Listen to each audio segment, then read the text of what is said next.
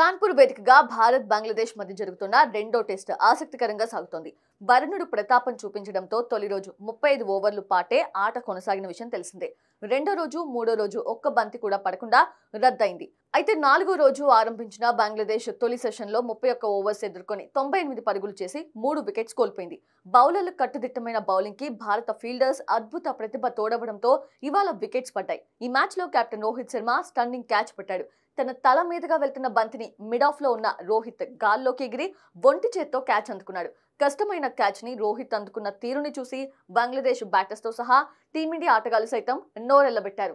శుభ్మన్ గిల్ తన చేతులను తలపై పెట్టుకుని ఆశ్చర్యపోయి చేసిన సెలబ్రేషన్స్ నెట్టింట వైరల్ గా మారాయి. ఈ స్టన్నింగ్ క్యాచ్ అందుకున్న కాసేపటికే మహమ్మద్ సిరాజ్ అబ్బురపరిచే ఫీల్డింగ్ విన్యాసం చేశాడు. అశ్విన్ బౌలింగ్ లో షకీబ్ ముందుకొచ్చి భారీ షాట్ ఆడాడు. అయితే సరిగ్గా కనెక్ట్ అవ్వకపోవడంతో బంతి గాల్లోకి లేచింది. ఆ సమయంలో మిడ్ ఆఫ్ లో ఉన్న సిరాజ్ బంతిని గమనిస్తూ వెనక్కి పరిగెత్తాడు. అంతేగాక గాల్లోనే వెనక్కి డైవ్ చేస్తూ ఎడమ చేతితో క్యాచ్ ని ఒడిసిపట్టాడు. అయితే వెనక్కి పరిగెత్తుతూ క్యాచ్ అందుకోవడమే కష్టతరమంటే అలాంటిది వెనక్కి గాల్లోకి ఎగిరి సిరాజ్ ఒంటి చేత్తో క్యాచ్ పట్టాడు. దీంతో ఇది క్యాచ్ ఆఫ్ ద ఇయర్ అంటూ నెట్టింట్లో సిరాజ్ ని ప్రశంసిస్తున్నారు. వ్యాఖ్యాతలు సైతం ఈ క్యాచ్ మళ్ళీ చూసినా ఎప్పటికీ బోరింగ్ అనిపించదు అని కామెంటరీ చేశారు.